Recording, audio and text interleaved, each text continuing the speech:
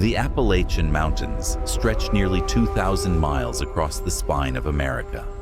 They are older than bones, older than memory. The hills rise like sleeping giants, cloaked in mist and silence. Beneath that quiet lies something ancient, something watching. Oh God, it's real! Run, For centuries, just run! travelers, hunters, and hikers have entered these woods and never come back. Some say it's the wilderness itself. Steep ravines, sudden storms, a single wrong turn. But those who've lived here all their lives know better. They speak of figures glimpsed between trees, whispers in the fog calling their names, footsteps that follow long after the trail ends. The mountains hold stories of miners who dug too deep, of towns swallowed by darkness, of roads where headlights die and screams echo from the hills. Locals say the land remembers everything, every life lost, every sin buried beneath the roots. Hundreds vanish here every year without a trace, no tracks, no signs, only silence. And those who've survived say there's something in these woods that does not want to be found. Tonight, we uncover the 15 most haunted places in the Appalachian Mountains, where spirits, shadows, and screams are swallowed whole by the forest. Haunted place number 1, Brown Mountain Lights, North Carolina. It begins at twilight, where the forested ridge of Brown Mountain rises above the mist of the Linville Gorge. On clear nights, when the wind hushes and the stars seem to hang just above the treetops, watchers claim to see glowing orbs dance across the ridge, flickering white, red, blue, or yellow, hovering just above the ground, and then speeding off into the darkness. The lights have been reported in this part of the Appalachian Range for centuries, their mystery woven into local legend, and the arrow-straight side roads that climb into the woods. Early settlers and indigenous storytellers spoke of the mountain's lights long before modern cameras and cell phones. According to Cherokee legend, the lights are the torches of maidens searching the ridge for their lost heroes after a great battle with the Catawba. One even older tale claims that the lights mark the lantern of a slave who remained behind to search eternally for his lost master, bound to walk the ridges night after night, his glow never fading. Scientific investigations have sought rational explanations. The U.S. Geological Survey once determined that many of the lights likely came from distant car headlights or trains refracted through the valley's layers. Yet locals scoff. After all, reports of these lights date back to the 1830s and earlier, long before the automobiles and railways would account for them. Witnesses speak of orbs that glide, split, and rejoin, lights that hover at treetop level, then surge upwards like rockets, only to vanish. One campgoer claimed to have touched one in 1982. Like sticking your finger in a socket, he said. Others say their cameras captured forms no human light source could produce. Some voices on forums now whisper of hikers who followed the lights off trail, then never returned. For the traveler brave enough to seek it, the best viewing points lie along the Blue Ridge Parkway, milepost 310, at the Lost Cove Overlook or Wiseman's View, atop Old NC 105. On a crisp October evening, you might feel the air shift, a hush descend over the mountain, and the lights rise without warning, cold, silent, and impossible to explain. Some say the ridges mark a thin place, a spot where the boundary between our world and what's beyond grows faint. Whether ghost lanterns, natural plasma, refractions of light, or something else entirely, the Brown Mountain lights continue to draw the curious and the fearful. And when the orbs appear, they demand attention. Because up here, in the hills of the Appalachians, the night is not simply black. It's alive with things that refuse to be seen, yet refuse equally to vanish. Number 2, the Trans-Allegheny Lunatic Asylum, Weston, West Virginia. In the quiet, mist-laden hills of West Virginia, there stands a place where hope once came, to heal. But what blossomed instead was something far darker.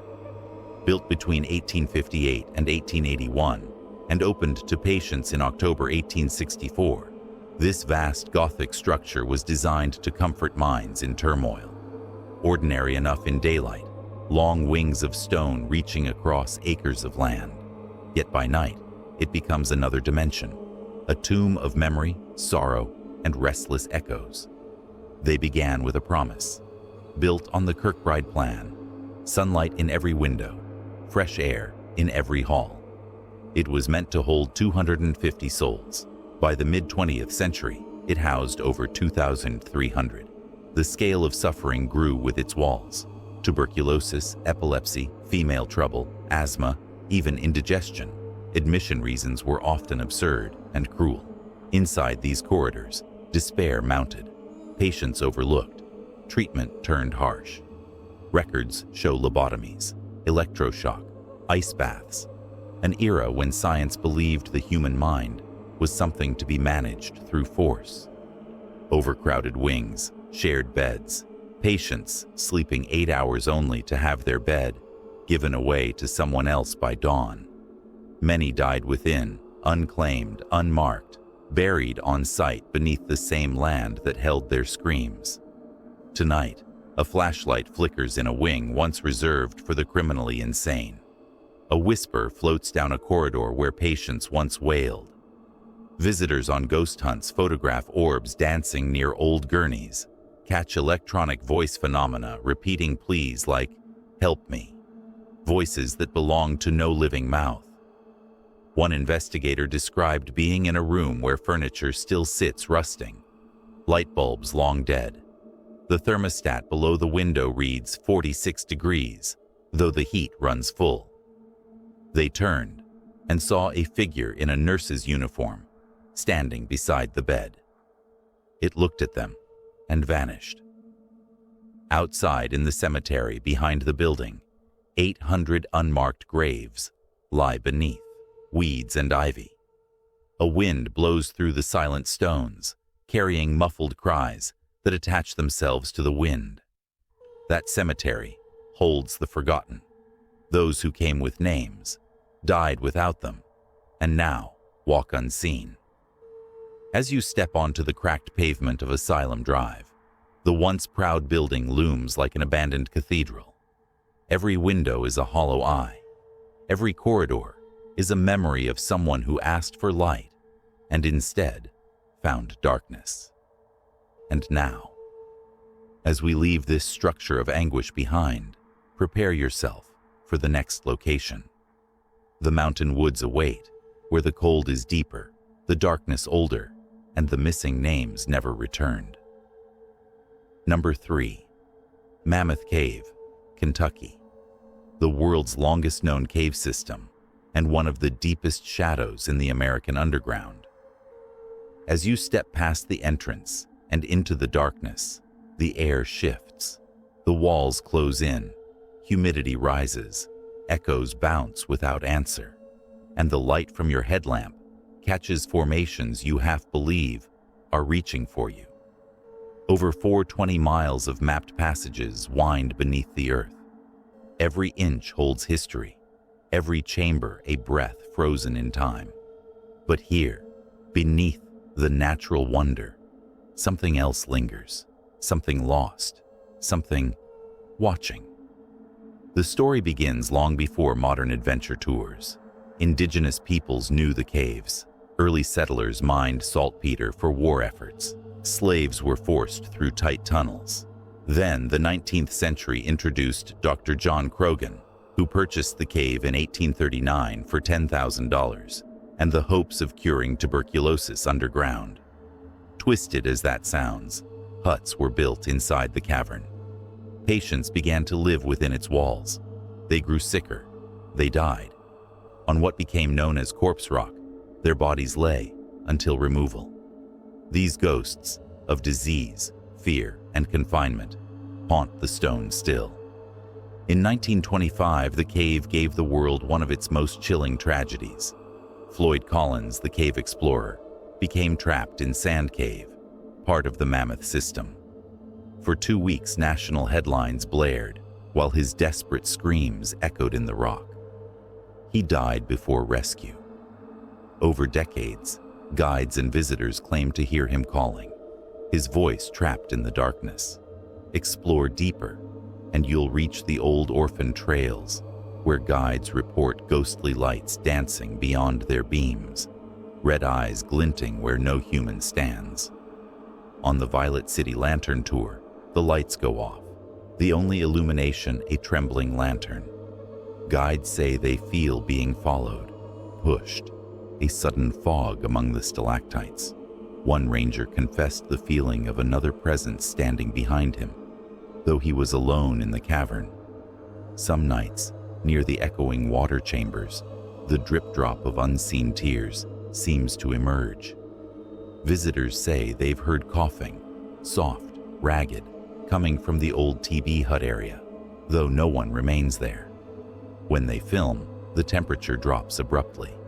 Cameras shut off, microphones pick up incoherent moans.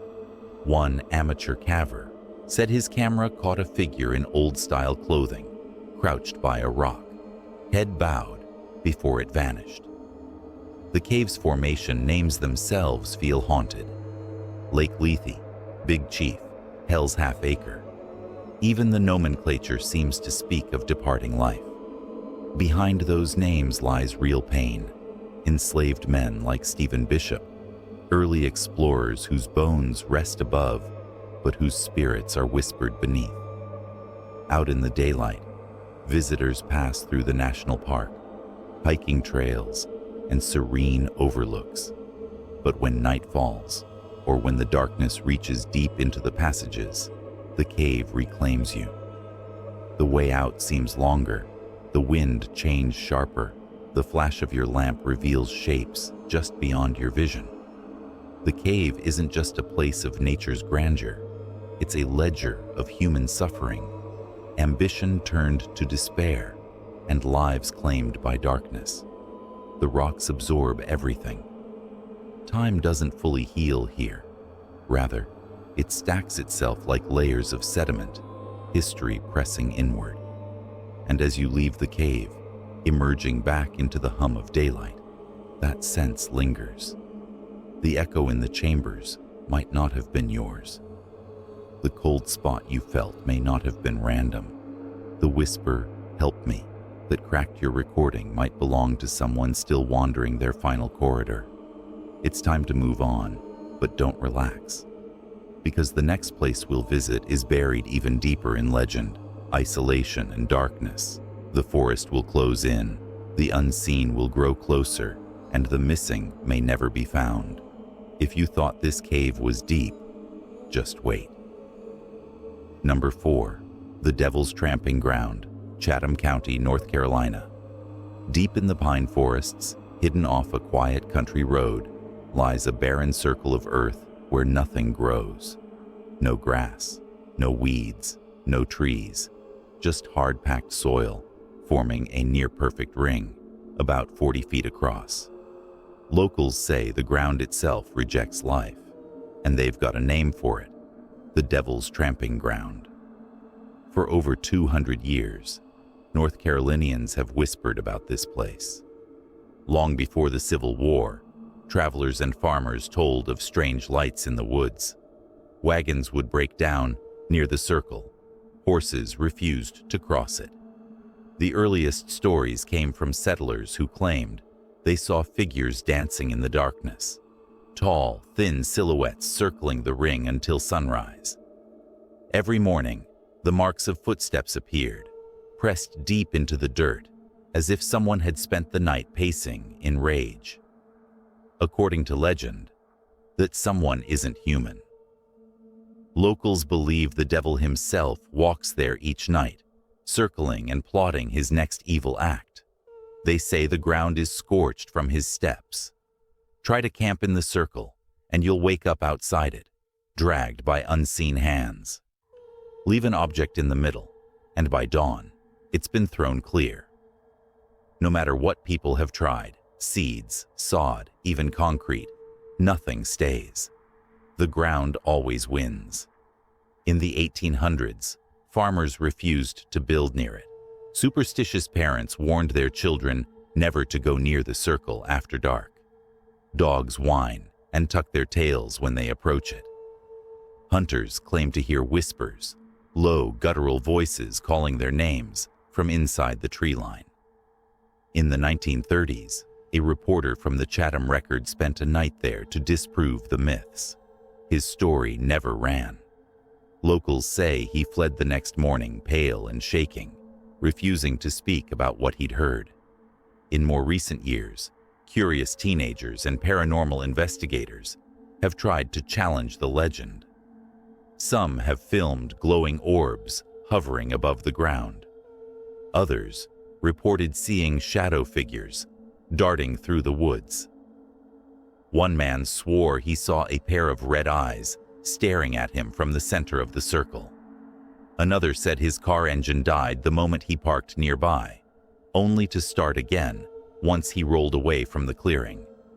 Even soil experts, after testing samples, admitted they couldn't explain why grass refuses to grow there.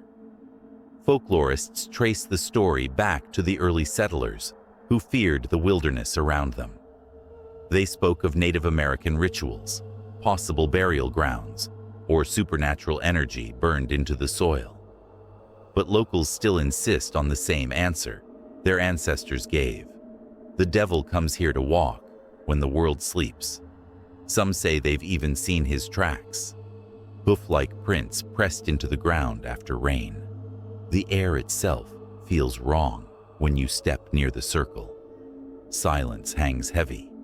No crickets, no wind, no birds. It's like the woods are holding their breath.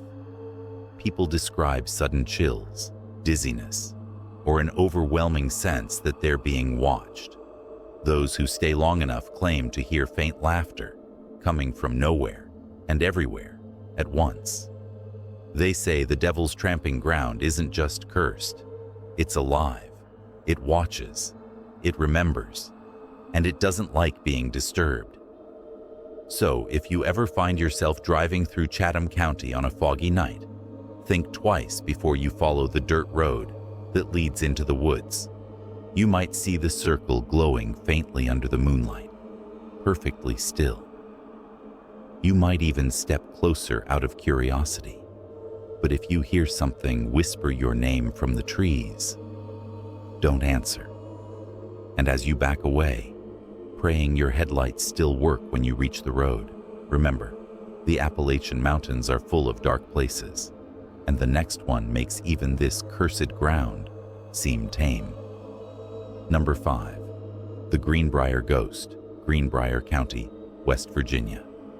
In the winter of 1897, the small town of Greenbrier County was thrown into a mystery that would become one of America's strangest true ghost stories, a haunting so powerful it solved a murder. The locals still whisper about her. Her name was Zona Heaster Shue. Zona was young, gentle, and newly married to a blacksmith named Erasmus Trout Shue. By all accounts, Trout was charming. He worked hard, dressed well, and seemed devoted to his wife. But beneath that calm smile, something dark hid in his temper. On January 23, 1897, Zona's body was found in her home by a young boy Trout had sent on an errand.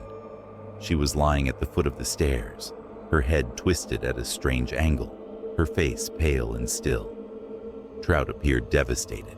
He cradled her body and dressed her himself for the funeral, a strange act at the time. He wrapped a high-necked scarf around her neck and covered her face with a veil. No one dared question him. The town doctor, called to inspect the body, could barely perform an examination. Trout never left the room, crying uncontrollably, pressing his wife's head to his chest. After a quick look, the doctor declared Zona had died from everlasting faint, the old term for heart failure. Everyone accepted it. Everyone except her mother, Mary Jane Heaster. Mary Jane never trusted Trout. She said her daughter had looked afraid in the months before her death. After the burial, she prayed for weeks, asking God to reveal the truth. Then, one night, she said, Zona came to her. According to Mary Jane, the ghost appeared 4 nights in a row, solid and glowing, her head moving freely. Proof, she said, that her neck had been broken. Zona's spirit told her mother that Trout had attacked her in a fit of rage after she cooked dinner without meat. He had grabbed her by the throat and snapped her neck. Then the ghost slowly turned her head full circle to show how it had been broken. Mary Jane went straight to the local prosecutor and demanded they reopen the case. The authorities hesitated, but her persistence and her eerie description of the twisted neck convinced them to exhume the body. When the doctor performed a proper autopsy, the findings shocked everyone. Zona's neck was broken between the first and second vertebrae, and her windpipe was crushed. The cause of death was strangulation. Trout Shue was arrested and put on trial for murder. He denied everything. But during the trial, Mary Jane took the stand and calmly told the jury about her daughter's ghostly visitations. The courtroom fell silent. People stared as she described Zona's spirit pointing to her own broken neck. Despite the strangeness of her testimony, the physical evidence matched her story exactly. Trout was found guilty and sentenced to life in prison. He died a few years later, still proclaiming his innocence. Mary Jane never doubted what she'd seen. The legend of the Greenbrier ghost lives on today as the only case in U.S. history where a ghost's testimony helped convict a murderer. Zona's grave still stands in West Virginia, marked by a small stone that reads, Zona Heaster Shue, the Greenbrier Ghost. Her death was avenged by her mother's testimony. Visitors say the area feels heavy with sorrow. Some claim they've seen a pale figure in white drifting among the trees near her grave. Others have heard a woman's whisper on cold nights, warning softly, "Tell the truth." More than a century later, no one knows exactly what Mary Jane saw: grief, faith, or something beyond this world. But the story remains a reminder that sometimes the dead do speak, and when they do, the living must listen. And if you ever find yourself walking through Greenbrier's quiet hills at dusk, you might feel the chill of a presence nearby, a mother's love so strong it reached beyond the grave to bring justice for her child. Number 6. Roan Mountain, Tennessee-North Carolina border. The Appalachian Mountains hide many strange places, but few are as quietly haunted as Roan Mountain. Stretching more than 6,000 feet above sea level, it's one of the highest ridges in the southern Appalachians, a place where the fog rolls in like breath from something alive, and where hikers say time and sound behave differently. Locals have long warned that Roan Mountain is not like other peaks. It has no mercy for those who wander off its trails. For centuries, the Cherokee people called the region sacred, a dwelling of spirits that walk between worlds. They said the wind there wasn't wind at all, but whispers. Over the years, the mountain became known for something darker: disappearances. Too many to count. Hunters, hikers, campers, people who set off in daylight and were never seen again. Search teams have scoured the ridges, finding tents still standing, food still packed, campfires burned down to embers. But no bodies, no footprints leading away. One of the earliest stories dates back to the 1800s. A Confederate soldier, retreating through the Blue Ridge, stopped to rest on Roan's slopes. He lit a small fire to stay warm, then vanished by morning. His regiment later found his camp untouched, his rifle leaning against a tree, his blanket laid out, his coffee still warm. For weeks they searched, calling his name across the hills, until one night they saw a light flickering in the distance, a fire burning exactly where his camp had been. When they reached the spot, the flame vanished. Some said they heard boots crunching in the dark, circling them. Others swore they saw his silhouette standing in the mist, staring at them through the smoke. Modern hikers report the same. Campers wake to find strange lights flickering between trees, bluish-white fires that seem to move, then fade when approached. Radios and GPS devices fail, compasses spin, and phones die without warning. The mountain's air grows colder the higher you climb, but not the kind of cold nature makes, the kind that feels like someone is watching.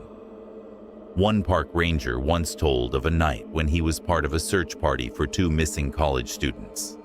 Their last known location was near the Cloudland area, a place famous for its sweeping views and sudden fog. Around midnight, the team spotted what looked like a fire burning in the distance.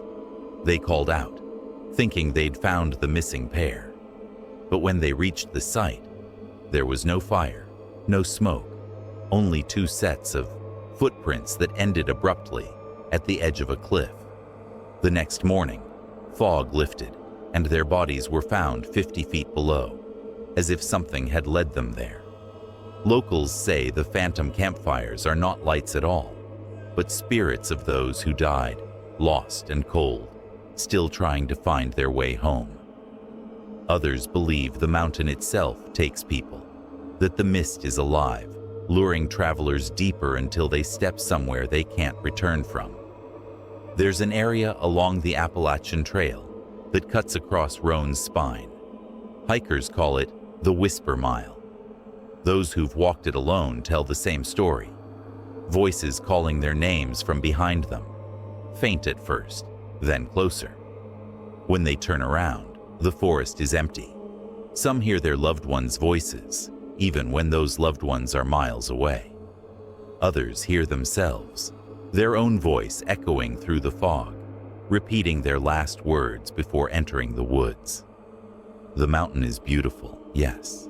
The rhododendron gardens bloom brighter there than anywhere in the south. But beauty on Roan always hides something.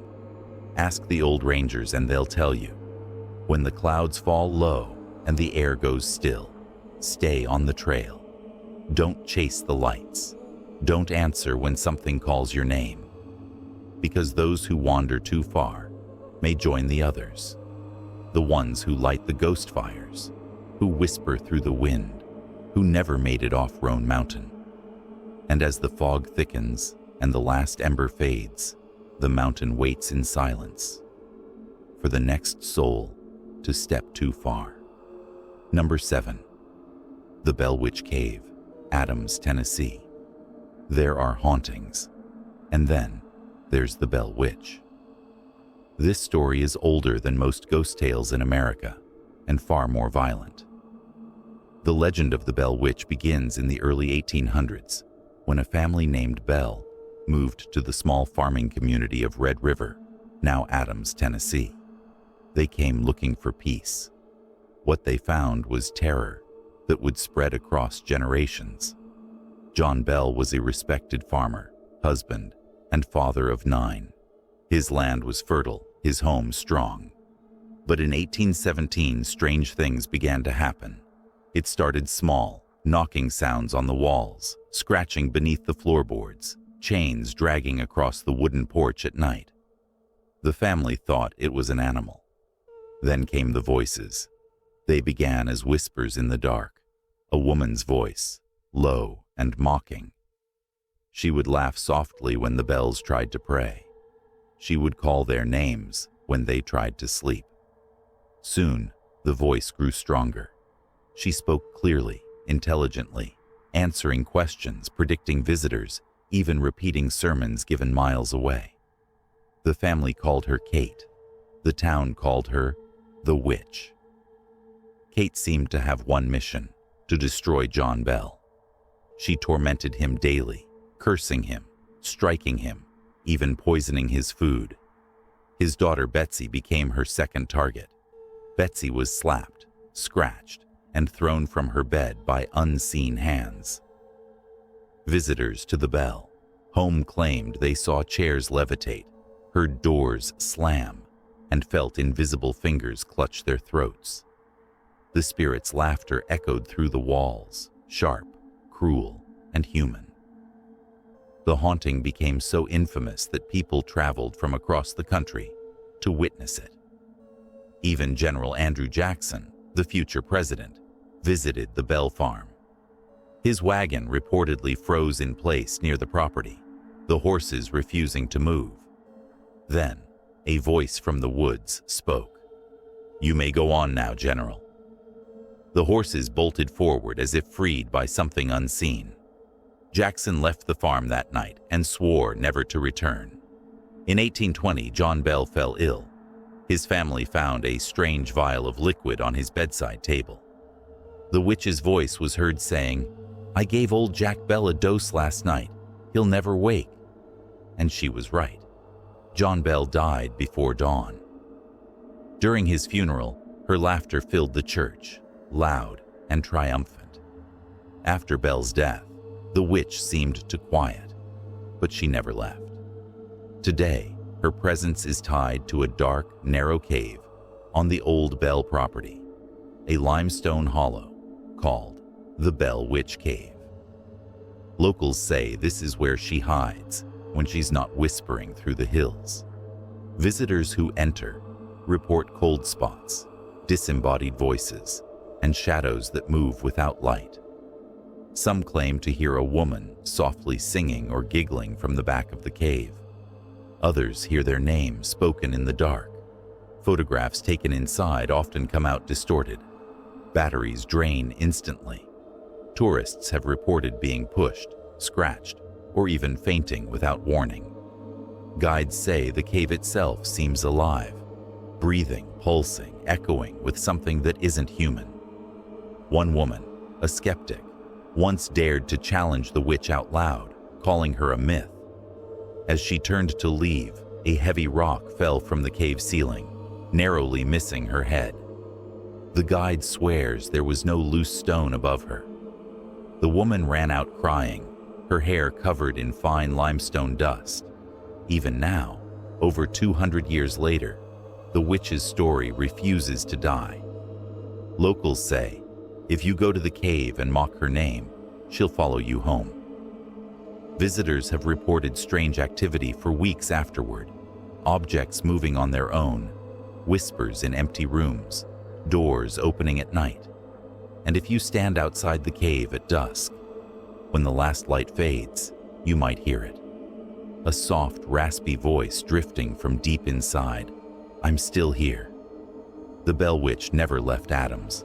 She waits beneath the earth, in that black hollow, feeding on the fear of anyone bold enough to enter. And as night falls across the hills, the air grows heavy, the forest still. Something unseen listens from the dark, and the echoes of her laughter promise that the worst is yet to come. Number 8. The Mothman, Point Pleasant, West Virginia.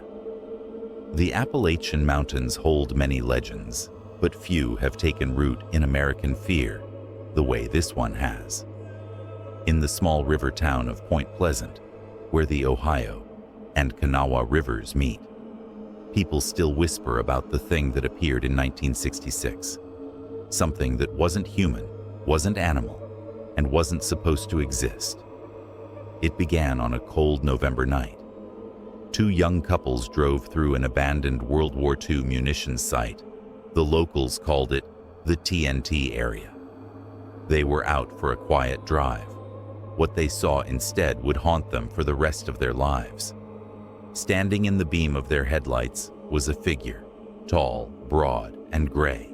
Its eyes glowed red, like coals in the dark. Then it unfolded enormous wings, nearly 10 feet across. When it lifted into the air, it didn't flap. It glided, silent, effortless. The couples sped away, but the creature followed, keeping pace with their car as they hit over 100 miles per hour down Route 62. When they told police, the sheriff didn't laugh. Within days, more reports came in. Miners saw it perched on power lines. A man claimed it stared through his window. A woman said it followed her car all the way home before vanishing into the tree line. They called it the Mothman. The town of Point Pleasant fell into chaos. Fear spread fast. Reporters, monster hunters, and scientists arrived, trying to explain what hundreds were now seeing. But no one could. Witnesses described the same glowing red eyes, the same wide wings, the same suffocating dread that seemed to fill the air before it appeared. And then came the prophecies.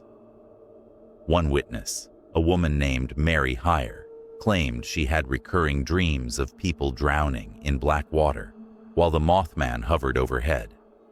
Others said the creature was a warning, a sign of coming tragedy. They were right. On December 15, 1967, just 13 months after the first sighting, the Silver Bridge collapsed during rush hour traffic, plunging 46 people into the icy Ohio River. Witnesses claimed they saw the Mothman circling above the bridge earlier that day. After the disaster, the creature was never seen in Point Pleasant again. But it didn't stop there. Over the years, the Mothman has been reported before other major tragedies: the Chernobyl disaster in 1986, the 9/11 attacks, even recent mine collapses in Appalachia. Always the same description, always the same fear: a gray winged being with red eyes, appearing before disaster strikes. Researchers still travel to the old TNT area, now overgrown and eerily silent. Deep inside its concrete bunkers, strange noises echo, low guttural sounds, like a massive creature breathing. Locals refuse to go there after dark. They say the air feels wrong, heavy, electric, as if something still lingers. One man who went exploring there in 2005 described hearing footsteps behind him, slow and deliberate. He turned his flashlight, but no one was there. When he looked up, he saw two red lights staring down from the rafters. His light went out instantly. He ran without looking back. Others report losing time inside the TNT tunnels. Watches stop. Compass needles spin. Some say the creature still roams those woods waiting, not to attack, but to warn. Because the Mothman, they believe, isn't a monster. It's a messenger, a harbinger of death. Even now, Point Pleasant remembers. The Mothman statue stands downtown, a silent tribute to the fear that once gripped the town. But at night, when the fog rolls in from the river and the power lines hum in the cold air, some still swear they see red eyes watching from above. Maybe the Mothman never left. Maybe he's waiting for the next bridge to fall, the next storm to come, the next disaster to strike. And somewhere, deep in the Appalachian dark, wings unfold once more. The forest goes still. The sound of rushing wind fills the air. Something is coming, and if you listen closely, you might hear it before you see it. Number 9. Waverly Hills Sanatorium, Louisville, Kentucky. Perched high above the city of Louisville, Waverly Hills Sanatorium stands like a tomb carved from time itself. Its brick walls stretch endlessly, its windows gape like hollow eyes, and even in daylight, the place feels wrong, as if it's watching you. This was once a hospital built for hope. In the early 1900s, tuberculosis swept across America like wildfire, killing thousands. Louisville was hit especially hard. With no cure, patients were sent to Waverly Hills, a place meant to isolate the sick and stop the spread. But it quickly became something else: a house of suffering, a city of the dying. More than 60,000 people are believed to have taken their final breath inside its walls. At its peak, the hospital was filled with the sound of coughing, wailing, and prayers that went unanswered. Doctors did what they could, But medicine had no mercy. Experimental treatments became routine: lung collapse surgeries, forced exposure to cold air, and ultraviolet light experiments. Many patients died not from the disease, but from the procedures meant to save them. And when they died, they were taken away quietly, through what staff called the body chute. It was a long underground tunnel, running from the hospital to the bottom of the hill. Carts carried corpses through it, hidden from the other patients, so morale wouldn't drop. The living never saw the dead leave, but they heard the echoes: wheels on concrete, chains rattling in the dark. Some still hear them today. When the hospital finally closed in 1961, Waverly Hills was abandoned, but it never went silent. Visitors who walk the halls speak of whispers that rise from nowhere. Doors slam on their own. Shadows move against the light. Paranormal investigators have captured full-bodied apparitions, disembodied screams, and cold spots so intense they burn the skin. The most famous ghost is that of a little boy named Timmy. They say he died in the children's ward, clutching a toy ball. Today, if you bring one and roll it across the floor, it rolls back. Slowly, deliberately, no wind, no trick, just something unseen, playing with you. Then, there's room 502, the nurse's room. Legend says a young nurse hanged herself from the ceiling after discovering she was pregnant and unmarried. Her body wasn't found for hours. Since then, people have reported hearing sobbing, feeling hands around their necks, and seeing a figure in white standing in the doorway, swaying gently, as if suspended. Others speak of figures standing in the windows, long after dark. One guard, patrolling the property alone, swore he saw someone pacing in the 5th floor hallway. When he went to check, the door was locked from the inside. Perhaps the most disturbing thing is how Waverly feels alive. Even silence has weight here. The air grows colder the deeper you go. Flashlights dim for no reason. You begin to hear footsteps that match your pace, one step behind. Some visitors say the halls seem to shift, as if the building itself wants to trap you. One paranormal team recorded a voice saying, "Get out." Another captured a scream so sharp it cut through static. They left immediately and never returned. Today, Waverly Hills is one of the most investigated haunted sites in the world. Ghost hunters, skeptics, and thrill seekers come from everywhere. Some for answers, others for proof that death doesn't end everything. Many leave believers. A few refuse to speak about what they saw. But locals say there's one rule: never walk there alone after midnight, because if you do, you'll hear it. The faint sound of a gurney rolling down the hall, wheels squeaking, chains dragging. Then, from somewhere behind you, a whisper, "Don't leave me." As the wind howls through broken glass and the moonlight crawls across the decaying walls, Waverly Hills waits, a monument to pain, memory, and the echo of thousands of final breaths. And as you turn to leave, you might notice the faint sound of coughing, growing louder, closer, until you realize it isn't coming from the past. It's coming from right behind you. The air shifts, the floor creaks, and Waverly remembers another visitor has arrived. Number 10, Cumberland Falls, Kentucky. They call it the Niagara of the South, a curtain of white water roaring through the heart of Kentucky, where the Cumberland River drops 70 feet into a swirling pool below. In daylight, it's breathtaking, a place for hikers, families, and photographers chasing beauty.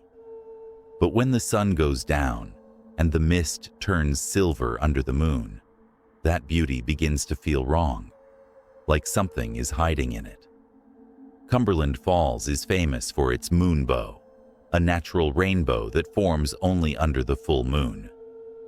People travel from all over the world to see it, a shimmering arc glowing faintly in the darkness. But locals say the light isn't the only thing that appears when the moon is full. Some say the moonbow isn't a miracle of nature at all, but a veil, and every time it forms, something crosses through. There's a legend about a bride. Decades ago, a young couple came to Cumberland Falls for their honeymoon. It was supposed to be a beginning, but something went wrong. Some say the husband slipped while posing for a photo and fell into the churning water below.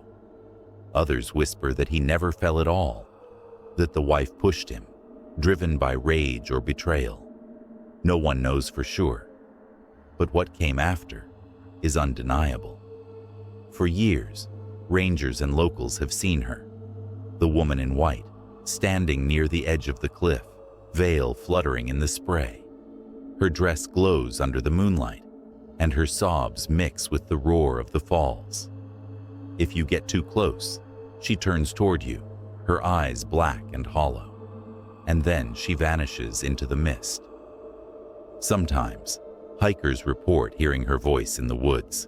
Have you seen him? Always the same question, whispered close to the ear. One camper said he woke to see a woman's wet footprints leading toward his tent. They stopped right outside the flap, and then nothing. But she's not the only one haunting these falls. Fishermen tell stories of figures moving through the fog long after midnight, tall shadows walking along the water, leaving no sound, no splash. Others claim to see lanterns bobbing in the darkness, carried by men who drowned in the river a century ago, when it flooded and swept away entire camps. One old ranger, long retired, spoke of a night he'll never forget. He said he was closing the park near midnight, the moonbow glowing faintly above the mist. Then, from across the river, he saw a figure waving frantically. A man, soaked to the bone, mouth open, in a silent scream. The ranger shouted, thinking someone was in trouble, but the figure only raised an arm and pointed directly at him. Then it disappeared, leaving only ripples where it had stood. Locals say the area near the falls holds an energy that never fades. Compasses spin wildly. Cameras die without reason. Sometimes the mist itself seems to take shape, faces forming, watching, then melting back into vapor. There's also talk of the phantom lights. Hikers deep in the woods claim to see glowing orbs, hovering among the trees, pulsing softly, then darting away the moment they're noticed. Scientists say it's swamp gas, but old-timers know better. They say those lights are spirits of the lost, souls trapped between this world and the next, still searching for a way out of the valley. A few paranormal teams have camped near the falls overnight. One group caught what sounded like heavy breathing and a woman humming a hymn. When they reviewed the recording later, they realized the voice was joined by another, deep, raspy, almost inhuman, whispering something they couldn't understand. They packed up and left before dawn. Even today, park staff avoid walking the trails alone at night. They say the air gets heavier near the cliffs, and the sound of the water changes. Instead of a rush, it starts to pulse, like a heartbeat. If you hear it, you're supposed to leave immediately, because that's when she appears, the bride of the falls, reaching out from the mist, looking for someone to take her place. And when the moonbow forms again, stretching across the black sky like a ghostly bridge, people still gather to see its beauty. But those who've been there before, those who know, stand a little farther back from the edge, because in the glow of the moon, through the spray of the water, they sometimes see a shape, faint, human, waiting, and they swear she's smiling. Number 11. The Snallygaster Tunnels, Maryland. Beneath the rolling Appalachian hills of Maryland, hidden under layers of concrete, forest, and time, lies a maze of tunnels few dare to enter. The locals call them the Snallygaster Tunnels, after the creature said to lurk within half dragon, half man, wings like jagged metal, a face full of teeth. The very sound of its screech can freeze your blood. The tunnels stretch for miles, abandoned remnants of old mining routes, railway shafts, and military experiments lost to history. On paper, most of them don't exist. Some are sealed. Others are simply forgotten, buried by mudslides and swallowed by roots. But those who live nearby know they're still there. They say if you walk the back roads near South Mountain after midnight, you'll hear the faint hum of air moving underground, like something breathing. The Snallygaster legend began in the 18th century, when German immigrants settled the region. They spoke of a monster that hunted at night, swooping down on livestock and children, leaving behind bloodless bodies. They called it Schnellergeist, meaning quick spirit. With time, the name twisted into Snallygaster. Reports came in waves, 1909, 1932, and again in the 1960s, always the same description. Leathery wings, burning eyes, a stench of sulfur. At first, it was dismissed as folklore. Then people started disappearing. Hikers, explorers, urban legends turned into police reports. In 1977, 2 teenage boys from Frederick County vanished after telling friends they were going to explore the tunnels behind an abandoned quarry. Their bikes were found at the entrance. No footprints, no signs of struggle. The search lasted 2 weeks. It ended when one of the rescuers swore he heard something moving beneath the rocks. Heavy steps, dragging chains, and a low growl that shook the ground. He refused to go back. Over the years, thrill seekers have entered the tunnels armed with flashlights and cameras, hoping to capture evidence of the creature. Some came back pale and silent, saying nothing. Others never returned at all. Those who did speak tell of strange things: walls coated in slime, echoes of screaming, and sudden gusts of wind that extinguish their lights. One man from Boonesboro claimed he followed a narrow shaft for almost an hour before his flashlight flickered. In that dying light, he saw claw marks etched into the stone, deep, deliberate, too large for any animal he knew. Then he heard wings, not the flap of a bird, but something heavier, scraping against rock. He dropped his light and ran. He said it felt like the air itself was chasing him. Local authorities sealed that entrance not long after, but seals don't stop legends. Some residents still say they hear the creature at night, a screech echoing down the valley, followed by the sound of rushing air. Hunters have found mutilated deer near the old mine openings, bones stripped clean, eyes missing. A few swear they've seen glowing yellow eyes in the tree line, watching. There's also talk of the tunnels being used for military research during World War II, strange experiments with sound, magnetism, and biological testing. Officially, no such project existed, but maps from the 1940s show restricted zones across those same hills, and the entrances align perfectly with the old Snallygaster sightings. Some believe the creature was never born of folklore at all, but created. A failed experiment, sealed away and left to rot underground. Locals keep their distance. Truckers who drive Route 77 at night say their radios crackle with static near the mountain. Dogs refuse to go near the hills.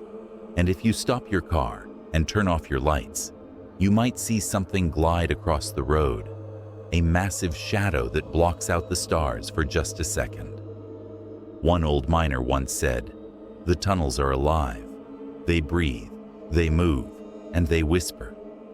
And if you hear the whisper call your name, you run. Because the Snallygaster don't want you to leave." Some say the tunnels are slowly collapsing, that one day they'll bury whatever's down there forever. But others believe that's a lie, that the tunnels connect deep beneath the Appalachians, miles beyond what anyone has mapped. They say the Snallygaster isn't trapped at all. It moves freely, waiting for those foolish enough to open the wrong door. And somewhere in those dark passageways, beneath layers of forgotten stone, the sound of wings still echoes, scraping, slow, deliberate, waiting for someone new to find them. But the forest above doesn't rest easy either, because the next place, it's where even the birds stop singing. Number 12. Helltown, Ohio. Deep in the rolling hills of northern Ohio, a stretch of road winds through the shadow of abandoned homes, broken streets, and empty schoolyards. Locals whisper its real name, Boston, Ohio, but everyone calls it Helltown. The name alone sends shivers down the spine, conjuring images of fire, shadows, and evil lurking behind every shattered window. Helltown was never meant to be empty. In the 1960s and 70s, it was a small, tight-knit community filled with families, children playing in yards, and neighbors waving across porches. But a combination of federal projects, eminent domain seizures, and chemical disasters forced residents to leave. Houses were condemned, streets were blocked, and in some cases, families were pushed out with minimal explanation. The government claimed it was for safety due to a proposed national park and potential toxic contamination. But the stories that followed told another truth.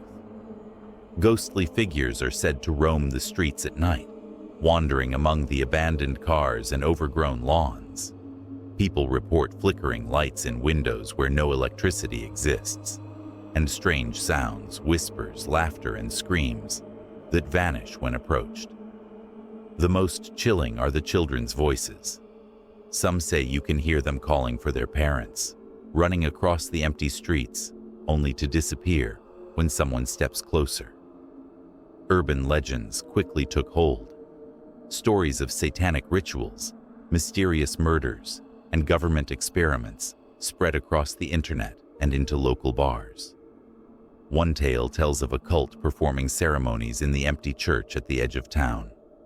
Others claim that the abandoned school is cursed, that the chalkboards write themselves overnight, and ghostly teachers watch the halls. Hikers and explorers who dared to venture deeper into the town speak of being followed, feeling unseen hands brush their shoulders, and glimpsing figures darting between houses. Cars often fail to start near the old main road, and some say GPS devices glitch entirely, as if the town itself is erasing your presence. Some believe the true horror is not the spirits of those who once lived here, but the sinister secrets that may still linger. Chemical contamination rumors, possible cover-ups by the government, and unexplained disappearances keep the stories alive. People have reported doors slamming on their own, objects moving, and shadows watching from broken windows. At night, the fog rises from the hills, curling around abandoned structures like a living thing, hiding eyes and waiting for the next visitor to stray too far. A local legend claims that those who spend too long in Helltown never leave unchanged. Some report nightmares that follow them for weeks. Others describe phantom hands grasping at their arms. Few have dared to stay until dawn, and fewer still have returned to tell the tale. And as the moonlight creeps over the empty streets, it becomes clear that Helltown is not just a place. It is a warning. Some places are abandoned for a reason, and some shadows are better left undisturbed. From the remains of schools to the empty playgrounds, the whispers of Helltown reach far beyond its fenced-off borders, calling out to those who might dare to enter. And beyond its fog-laden roads, the next place waits, darker, older, and hungrier than anything you've seen so far. Number 13. The Great Smoky Mountains National Park, Tennessee, North Carolina. The Great Smoky Mountains stretch across the Tennessee and North Carolina border, their peaks veiled in an ever-present mist that gives the park its name. By day, it is a breathtaking sanctuary, of forests, waterfalls, and wildlife. By night, the mountains take on a different personality, one whispered about in legends and feared by hikers who know the stories. For centuries, locals have told tales of people disappearing without a trace along the twisting trails, mist-covered ridges, and secluded hollows. Every year, dozens of hikers, campers, and even experienced outdoorsmen vanish, leaving behind only their gear or a last, inexplicable footprint. The park rangers speak cautiously about it, citing dense terrain and occasional animal encounters. But those who've ventured deep into the Smokies claim something far more sinister lurks within. Travelers report hearing footsteps behind them when no one is there, voices calling out their names from far-off hollows, and sudden cold spots where the air should be warm. Hikers sometimes glimpse figures standing on ridgelines or crossing trails in the fog, tall silhouettes that disappear when approached. Campers have described tents shaking violently, belongings being moved, and unidentifiable sounds echoing through the forest at night. The park's history only adds to the unease. Early settlers spoke of mountain spirits, angry apparitions, and cursed lands where the Cherokee once practiced sacred rituals. Tragedies have compounded the legends: lost miners, loggers, and travelers who never returned. One story tells of a woman in pioneer clothing seen wandering along the Roaring Fork Trail, crying and searching for a lost child she can never find. Others speak of phantom wagons and spectral lanterns moving along abandoned logging paths. Visitors often mention a sense of being watched, an invisible presence tracking them through dense trees. The fog seems to thicken around them, muffling sounds and bending the perception of time. Some say that once you hear the Smoky Mountains calling your name in the night, you are forever marked, vulnerable to the forest's unseen inhabitants. Even technology seems to fail here. GPS devices lose signal, radios emit static, and compasses spin erratically, as if the land itself refuses to be charted. The mountains feel alive, not with wildlife, but with the memories, anguish, and spirits of those who were lost. Trails twist back on themselves. Hikers report re-entering areas they already passed, and sudden storms roll in with no warning, isolating travelers in the wilderness. Many who have spent the night deep within the Smokies speak of dreams that feel more real than life, of whispers that seep into the mind, and of shapes moving just at the edge of their vision. Those who leave tell of a lingering unease, a sense that the mountains remember everything, and that some souls never truly leave once they enter this fog-shrouded expanse. And as the mist curls around ancient trees and steep cliffs, the Smoky Mountains remain a testament to nature's beauty and terror, a place where the living tread lightly, and the missing may still be among the shadows, waiting silently for the next unwary traveler to step too close. Beyond these peaks, the journey continues into even darker, more chilling territories, where the line between legend and reality blurs completely. Number 14. Blair Mountain, West Virginia. Blair Mountain rises sharply in the heart of West Virginia's coal country, a ridge that carries the weight of history, blood, and unrelenting whispers. By day, it looks like any other stretch of Appalachian terrain, green, rugged, and imposing. But those who come here after dusk speak of a presence that refuses to rest, a legacy of violence that lingers long after the miners laid down their tools and the gunfire fell silent. In 1921, Blair Mountain became the stage for one of the largest labor uprisings in American history. Thousands of coal miners took up arms against coal company enforcers, fighting for fair wages and safer working conditions. The battle lasted for days, leaving scores dead and countless more wounded. The mountain itself bore witness to the chaos, blood soaking the soil, the cries of the fallen echoing through the hollows. Today, those echoes are said to remain, carried on the wind for anyone willing, or unlucky enough, to listen. Visitors to Blair Mountain report hearing the unmistakable sounds of battle.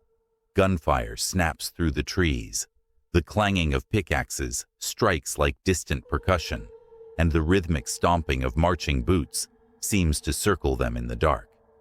Some hikers have claimed to see shadowy figures moving along the ridge, miners in tattered clothes holding rifles, their faces obscured by mist. These apparitions vanish when approached, leaving nothing but the sense that the mountain remembers every shot fired, every scream silenced. The terrain itself can be deceptive.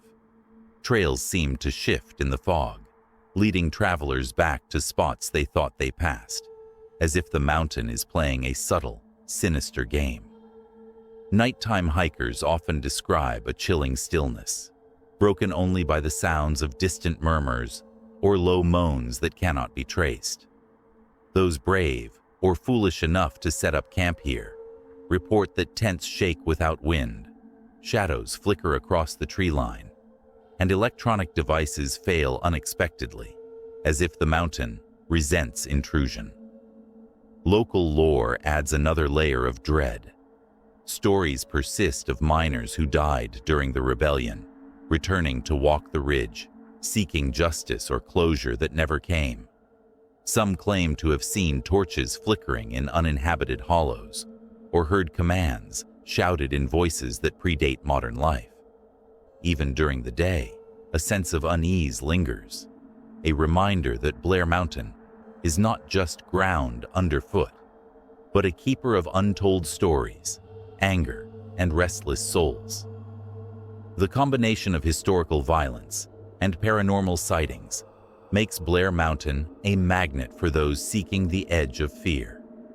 Each echo of phantom gunfire, each fleeting silhouette, reinforces the chilling notion that some tragedies never end, that the past can bleed into the present, and that the spirits of those lost in struggle may be eternally bound to the hills they once called home.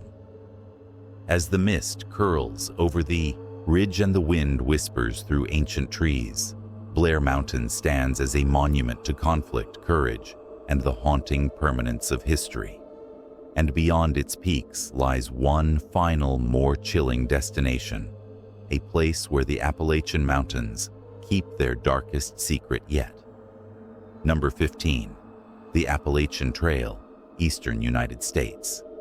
Stretching more than 2,000 miles from Georgia to Maine, the Appalachian Trail winds through dense forests, jagged ridges, and hidden hollows. By day, it is a haven for hikers, runners, and nature lovers seeking the serenity of unspoiled wilderness. But as darkness falls, the trail's true reputation emerges, whispered stories of hikers who vanished without a trace, spirits who linger in the shadows, and an overwhelming sense that the forest does not easily release those who enter. For centuries, the Appalachian Mountains have been steeped in legend. The trail itself passes through lands that were once the home of Native American tribes, early settlers and pioneers, many of whom met untimely or mysterious deaths. Over time, these tragedies became woven into the folklore of the mountains, manifesting as ghostly sightings, disembodied voices, and the feeling of being followed along remote paths. Locals speak of hikers who set out with optimism and skill, only to disappear into the endless canopy, leaving no evidence behind, as if swallowed by the mountains themselves. Accounts from survivors and explorers describe eerie phenomena. Some report hearing footsteps echoing behind them on empty trails, or feeling cold fingers brush their shoulders in areas untouched by wind. Others claim to have seen fleeting figures among the trees, shadowy hikers who vanish when approached, or apparitions of people from eras long past, carrying worn backpacks or lanterns. At night, strange lights have been spotted between trees, drifting silently across the forest floor, igniting fear that these are lost souls forever wandering the path they once trod. The terrain itself contributes to the sense of unease. Steep ridges, thick underbrush, and hidden hollows create disorienting landscapes where travelers can lose their sense of direction in moments. Fog often rolls in without warning, blanketing the trail in a white haze that obscures familiar landmarks. Hikers report sudden silences where birds and insects vanish, replaced by a heavy, oppressive quiet.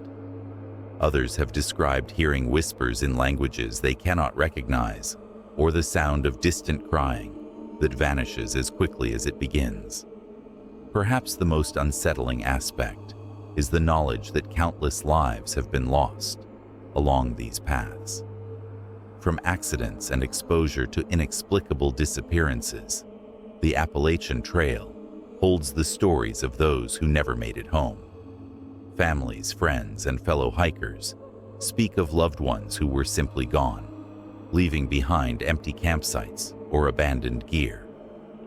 The mountains, many believe, retain their presence, a reminder of the fragility of life and the relentless watch of the wilderness. Walking the Appalachian Trail is to step into a living, breathing history of the East Coast's most haunted wilderness. Each mile carries the echoes of footsteps long past. Every bend in the path may conceal a shadow, and every rustle of leaves could be a spirit signaling that it has never left. As the sun sets behind the ridges and darkness envelopes the forest, the Appalachian Trail remains both a test of endurance and a chilling reminder. Some who enter its depths are never seen again, and some who remain carry the unseen company of those who did not survive. With the Appalachian Trail behind us, we end our journey through the most haunted corners of the mountains, where history, tragedy, and the unexplained intertwine, leaving only one certainty. In these ancient woods, the spirits walk freely, and the living are always watched. Reflect on the Appalachian Mountains as a place that is more than just sprawling forests and jagged ridges. These mountains are alive, ancient, and constantly watching. Every rustle of leaves, every winding path, and every hidden hollow carries the weight of those who vanished without a trace. Its silence masks screams that were never heard, and its serene beauty conceals the stories of the lost, the missing, and the restless. The trail, the hollows, the peaks, they are witnesses to centuries of mystery, tragedy, and unexplainable phenomena. Some say the mountains do not take people. Perhaps they keep them, holding them in their shadows, where the living cannot follow and the dead cannot rest. Like, subscribe, and share, and join us next time as we step even deeper into the shadows of America's haunted heartlands, where history, legend, and the unexplained converge in the most chilling ways.